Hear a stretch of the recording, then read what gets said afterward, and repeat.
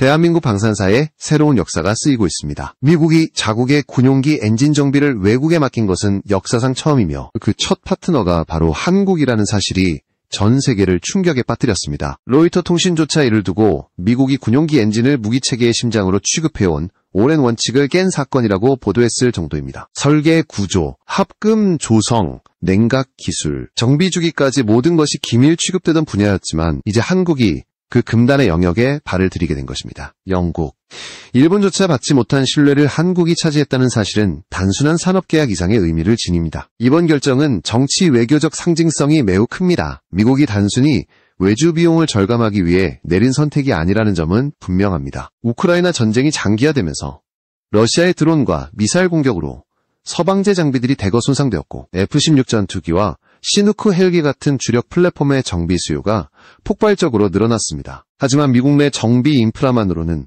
이를 감당할 수 없었고 실제 미 회계감사원 보고서에 따르면 2022년에서 2024년 사이 미 공군 주요 항공기의 평균 가동률은 72%에서 62%로 무려 10%포인트 이상 추락했습니다. 이 위기를 타개하기 위한 미국의 선택지가 바로 한국이었던 것입니다. 왜 하필 한국일까요?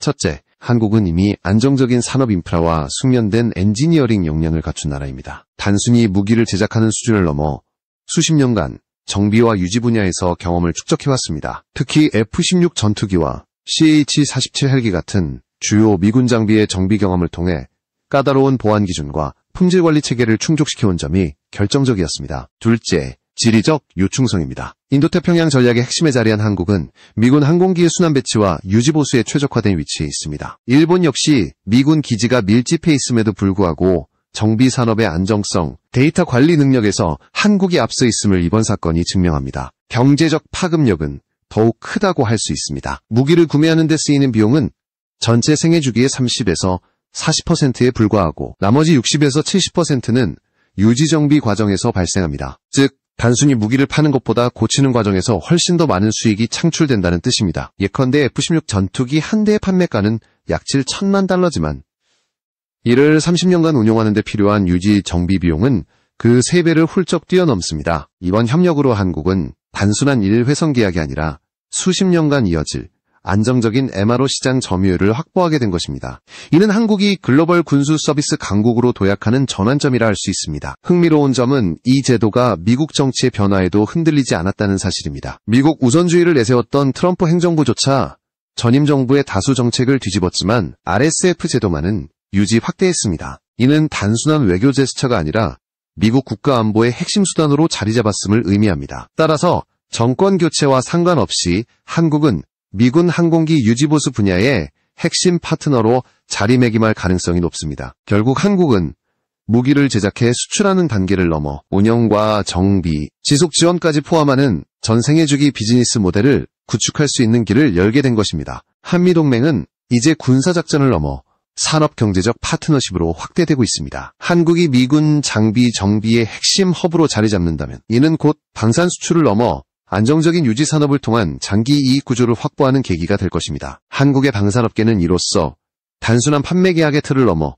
새로운 글로벌 생태계의 주도권을 일부 차지하게 된 것입니다. 외신들도 이를 주목하며 한국을 미국이 가장 신뢰할 수 있는 동맹 파트너로 평가했습니다. 여러분, 여기서 우리는 명확히 깨달아야 합니다. 이번 사건은 단순한 정비 계약이 아니라 한국이 세계 방산 무대의 판을 바꾸는 역사적 사건입니다. 무기 생산국을 넘어 글로벌 MRO 허브로 진입한 첫 사례, 그리고 한미동맹을 산업협력 중심으로 재정의한 결정적 순간, 이제 대한민국은 글로벌 군수 생태계의 핵심 축으로 떠오르고 있는 것입니다. 한국이 미군 항공기 엔진 정비 권한을 확보했다는 사실은 단순한 성과에 그치지 않습니다. 이는 한국 방산산업 전반에 새로운 기회의 장을 열어주었습니다. 과거 한국의 방산 수출은 대부분 단순 무기 판매 계약에 머물렀습니다. 그러나 이번 사건을 기점으로 한국은 정비, 운영, 지속적 지원까지 포함하는 전 생애주기 패키지 모델을 본격적으로 도입할 수 있는 발판을 마련했습니다. 이는 방산 비즈니스의 패러다임을 근본적으로 바꾸는 계기입니다. 특히 인도태평양 지역에서 한국이 미군 장비,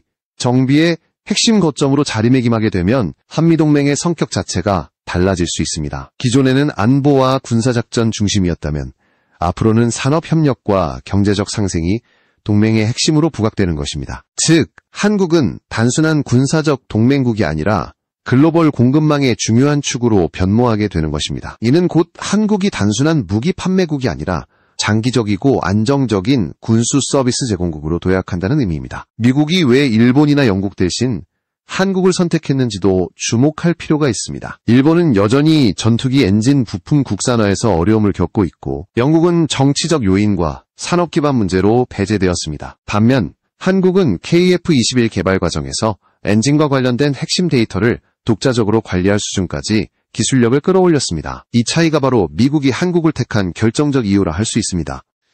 일본은 미군 기지가 밀집된 나라임에도 불구하고 안정적인 정비 역량과 기술 데이터 관리 능력에서 한국보다 한 발 뒤처진 것입니다. 경제적 관점에서 보면 MRO 시장은 무기 도입 시장보다 규모가 2배 이상 큽니다. 단순히 전투기 한 대를 팔아од는 이익보다 그 전투기를 30년간 유지 정비하며 얻는 수익이 훨씬 더 크다는 사실은 방산 전문가들 사이에서 이미 잘 알려져 있습니다. 예를 들어 F-16 전투기 한 대의 판매가는 7천만 달러 수준이지만 장기간 운용하며 발생하는 유지정비 비용은 최소 2억 달러를 넘어섭니다. 바로 이 지점에서 한국이 확보한 MRO 권한은 단순한 수익 창출을 넘어 국가 전략적 자산으로 작용하게 됩니다. 더 나아가 이번 사건은 미국 정치 구조 안에서도 의미 있는 메시지를 담고 있습니다. RSF 프로그램은 정권 교체와 무관하게 유지되며 확대되고 있습니다. 이는 미국의 동맹 정책이 단순히 주둔비 분담금 협상이나 무기 판매에 그치지 않고 동맹국의 산업 역량을 활용하는 방향으로 진화하고 있음을 보여줍니다. 한국은 그 새로운 동맹 모델의 첫 사례로 기록되고 있는 것입니다. 디펜스 뉴스는 한국을 미국이 가장 상징적인 MRO 거점으로 삼고 있다고 평가했고, 한국의 성공 여부에 따라 인도 태평양 전역에서 추가적인 정비 허브 역할을 맡을 수 있다고 전망했습니다. 이처럼 한국은 이제 단순히 무기를 파는 나라가 아닙니다. 글로벌 군수 공급망을 운영하는 핵심 파트너로서 미국과 함께 세계 안보의 한 축을 담당하고 있는 것입니다. 이는 한국 경제에도 막대한 파급 효과를 가져옵니다. 조선, 중공업, 부품 산업 등 연관 산업 전반에 새로운 가치사슬이 형성되며 장기적으로 한국의 산업 경쟁력을 높이는 결과로 이어질 것입니다. 결국 이번 사건은 한국이 미국으로부터 최대 신뢰를 받았음을 보여주는 사건이자 글로벌 방산시장에서 한국이 차지하는 위상을 한 단계 끌어올린 전환점이라 할 수 있습니다. 일본과 영국조차 받지 못한 기회를 한국이 선점했다는 사실은 이제 미국이 한국을 단순한 지역 동맹국을 넘어 전략적 핵심 국가로 바라보고 있음을 방증합니다. 한미동맹은 군사적 차원을 넘어 산업협력동맹으로 제정이 되고 있으며 한국은 앞으로 협상 테이블에서 훨씬 더 큰 영향력을 발휘할 수 있는 위치에 서게 되었습니다. 이제 시선을 돌려야 할 것은 바로 KF-21 보람의 전투기의 국산 엔진 개발 현황입니다. 미국과의 협력으로 미군 항공기 엔진 정비 권한을 확보한 것과 동시에 한국 내부에서는 독자적인 전투기 엔진 자립을 향한 발걸음이 점점 빨라지고 있습니다. 2025년 초 방위사업청 발표에 따르면 KF-21 전투기 엔진 관련 부품의 국산화율이 약 40%에 도달했고 향후 50% 이상으로 끌어올리는 계획이 공식화되었습니다. 이는 단순한 조립 수준이 아니라 내열 합금과 정밀 냉각 시스템 같은 핵심 기술 영역에서 이미 국내 독자 개발이 본격적으로 적용되고 있음을 뜻합니다. 특히 주목할 기업은 하나에어로스페이스입니다. 40년 넘게 군용 엔진 라이선스 생산 경험을 축적한 이 회사는 이제 단순 조립 단계를 넘어 핵심 소재 자립으로 도약하는 국면에 들어섰습니다. 대표적인 성과가 바로 항공 엔진용 초내열 합금 인코넬 718의 국산화입니다. 인코넬 718은 니켈과 크롬을 주성분으로 하는 초합금으로 몰리브덴, 철, 나이오블, 티타늄, 알루미늄 등을 소량 첨가해 고온 환경에서도 탁월한 내열성과 내산화성을 발휘합니다. 700도 이상의 열에서도 구조가 안정적으로 유지되기 때문에 항공기 터빈, 블레이드, 가스터빈, 원자력 부품 등 극한 조건에서 필수적으로 사용되는 전략 소재입니다. 한국이 그동안 전량 수입에 의존했던 이 합금을 이제 자력으로 확보하게 된 것은 단순한 소재 개발 이상의 의미를 갖습니다. 여기에 두산 에너빌리티의 행보도 빼놓을 수 없습니다. 두산은 발전용 대형 가스터빈 기술을 항공 엔진 분야로 확장하고 있습니다. 이미 세계 6번째로 대형 가스터빈 설계 능력을 확보한 두산은 GE, 미쓰비시, 지멘스와 어깨를 나란히 하고 있으며 초고온 고압 환경을 견디는 블레이드 소재 기술과 냉각 구조에서 탁월한 역량을 입증했습니다. 두산은 섭씨 1500도를 초과하는 배기가스를 견디는 합금과 냉각 기술을 보유하고 있으며 항공용 엔진에 필요한 복잡 가공 및 정밀 냉각홀 제작에서도 뛰어난 성과를 내고 있습니다. 항공기 터빈은 발전용보다 훨씬 더 극한의 조건에서 작동합니다. 고도에서 발생하는 급격한 압력 변화, 고속회전, 그리고 고온 환경을 동시에 견뎌야 하기 때문입니다. 두산은 이러한 기술적 난관을 극복하며 터빈 입고 온도 TIT를 섭씨 1680도까지 끌어올린 설계 능력을 확보했습니다. 이는 미국, 유럽 선진 기업들과 경쟁할 수 있는 수준이며 한국 항공 엔진 자립의 중요한 이정표로 평가됩니다. 하나에어로스페이스 역시 2029년까지 1527도 수준의 TIT를 구현할 수 있는 고성능 엔진 기술 개발을 목표로 하고 있습니다. 단순한 온도 수치 이상의 의미로 이는 소재, 냉각, 코팅 등 복합적 기술 진보가 뒷받침되어야 가능한 도전이기 때문입니다. 1600K를 넘어서는 작동 온도를 견디려면 내열압금과 세라믹 코팅, 냉각 구조가 유기적으로 결합되어야 합니다. 한국은 이 모든 분야에서 빠른 속도로 선진국 수준에 접근 중이며 두산은 이미 200대 이상의 고온 시험 장비를 자체 보유하고 있습니다. 일부 장비는 20년 이상 연속 운용될 만큼 장기 내구성과 정밀 데이터를 확보하고 있고 이는 한국이 축적한 자산이자 미래 경쟁력의 원천입니다. 국방과학연구소는 두산의 능력을 인정해 핵심 파트너로 지정했고 개발 설명회에서는 두산의 소재 가공 기술이 높은 평가를 받았습니다. 현재 두산과 하나에어로스페이스는 경쟁 관계가 아니라 협력 관계를 구축했습니다. 핵심 부품과 중간재는 두산이 대량 생산하고 시스템 통합과 양산은 하나가 담당하는 구조입니다. 이 같은 협력 모델은 단순히 방산 기술을 개발하는 차원을 넘어 민군 연계 첨단 제조, 생태계의 대표적 사례로 주목받고 있습니다. 한국이 불과 20년 전만 해도 T-50 고등훈련기조차 미국산 엔진에 전적으로 의존하던 나라였음을 생각하면 지금의 도약은 실로 경이적이라 할 수 있습니다. 전투기 엔진의 국산화는 불가능에 가까운 과제였지만 이제는 가시권에 들어왔고 이는 곧 항공산업 주권 확보로 이어지고 있습니다. 결국 KF-21과 함께 진행 중인 엔진 자립 프로젝트는 단순히 기술의 문제가 아닙니다. 이는 한국이 명실상부한 항공 독립국가로 나아가고 있음을 보여주는 상징적 사건입니다. 그리고 지금 이 순간에도 한국의 기술은 조용하지만 꾸준히 세계 최상위 수준을 향해 축적되고 있는 것입니다. 중국이 최근 주하이 에어쇼에서 공개한 스텔스 전투기 젠 35는 국제사회의 뜨거운 관심을 받았습니다. 하지만 이 전투기가 주목받는 이유는 성능 그 자체보다 외형과 개발 배경 때문입니다. 젠 35는 미국의 F-35 라이트닝 E와 매우 유사한 형상을 지닌 5세대 스텔스기로 중국 공군과 해군 모두가 함재형과 지상형 복합 플랫폼으로 도입을 추진하고 있습니다. 젠 20보 다 작은 경량 플랫폼으로 비용 대비 효율을 내세우고 있지만 기술 신뢰성에 대한 의구심은 여전히 따라붙습니다. 미국 국가안보국 내부 고발자인 에드워드 스노든의 폭로 자료에 따르면 중국 해커들은 2007년 이후 미국 방산업체 네트워크에 침투해 F-35 관련 핵심 기술 자료 50TB 이상을 탈취했습니다. 로키드 마틴 협력사들까지 피해를 입었고 이 정보들이 젠 35 개발에 반영되었다는 의혹이 제기된 것입니다. 실제로 젠 35는 초창기에 F-31이라는 이름으로 개발되었다가 4차례 이상의 설계 변경을 거치며 현재는 F-35와 유사한 흡입구, 캐노피, 랜딩 기어 구성까지 닮아갔습니다.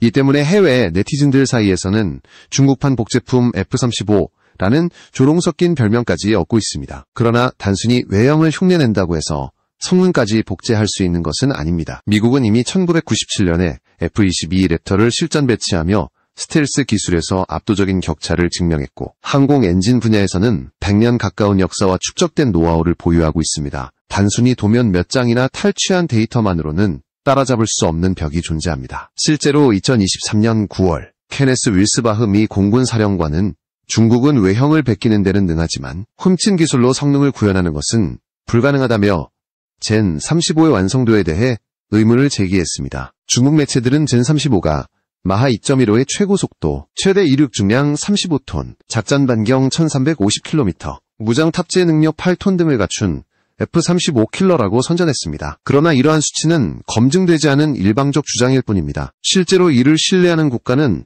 중국 관영 매체와 정치적으로 가까운 일부 국가 외에는 거의 없습니다. 전투기의 실질적 성능은 엔진, 항전 장비, 무장 시스템이 결정하는데 중국산 전투기는 이 세 가지 요소에서 반복적으로 문제를 드러내고 있습니다. 가장 심각한 약점은 엔진입니다. 중국이 독자 개발했다고 주장하는 WS-19 엔진은 여전히 실험 단계의 미완성품에 불과합니다. 출력 불안정과 신뢰성 부족 문제가 반복적으로 보고되었으며 일부 젠 35 시제기는 러시아제 AL-31F나 그 개량형을 탑재하고 있습니다. 실제 주하이 에어쇼에서 젠35가 회전기동을 선보이던 중 엔진 점화가 불안정해 검은 연기를 뿜어내는 장면이 포착되었고, 이는 전형적인 연소 불안정 현상으로 해석됩니다. 공기 흐름과 연료 분사량의 균형이 무너질 때 발생하는 이 문제는 전투기의 작전 능력의 치명적 결함을 의미합니다. 더 큰 문제는 중국 매체가 해당 장면을 의도적으로 편집했다는 사실입니다. 그러나 아랍권 매체들은 편집되지 않은 실제 영상을 보도하며 젠35의 엔진 신뢰성 문제를 국제적으로 확산시켰습니다. 이는 WS-19가 실전 투입이 가능한 완성형 엔진이 아니라 여전히 테스트와 개선이 필요한 단계임을 보여줍니다. 검은 연기 방출은 단순한 시각적 문제를 넘어 스텔스 성능 자체를 약화시키며 적 레이더에 쉽게 포착될 수 있는 취약성을 드러냅니다. 결국 젠35가 아무리 화려한 스펙을 주장해도 엔진과 레이더, 무장체계에서 확실한 신뢰성을 입증하지 못하는 이상진정한 5세대 전투기로 인정받을 수는 없습니다. 이는 단순한 정치적 과장이 아니라 실제 전장 환경에서 곧 드러날 냉혹한 현실입니다. 외형은 화려하지만 속은 허약한 거칠의 전투기. 이것이 국제사회가 젠35를 바라보는 시선입니다. 젠35의 한계를 더욱 뚜렷하게 보여주는 사례는 바로 엔진 계보입니다. 중국이 자국산이라 주장하는 WS-19 엔진은 사실 러시아 RD-33을 기반으로 만든 WS-13을 불법 복제한 뒤 이를 다시 개량한 수준에 불과합니다. WS-13 자체가 이미 파키스탄과 미얀마에서 수많은 결함을 드러내며 신뢰를 잃었는데 그 계열에서 파생된 WS-19가 안정성을 확보하기란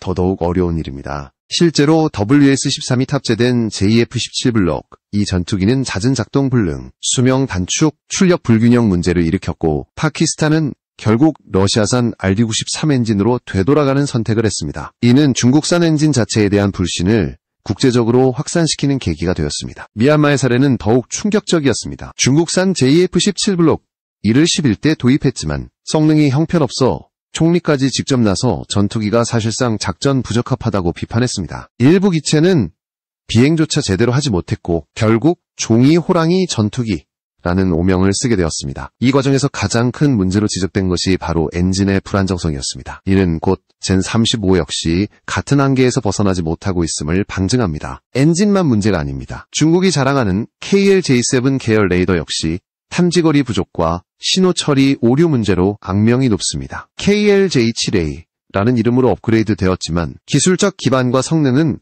크게 달라지지 않았습니다. 실제로 에비에이션 위크의 빌 스위트먼 편집장은 KL-J 레이더가 F-35를 탐지할 수 있는 거리가 고작 27km 수준이라고 분석했습니다.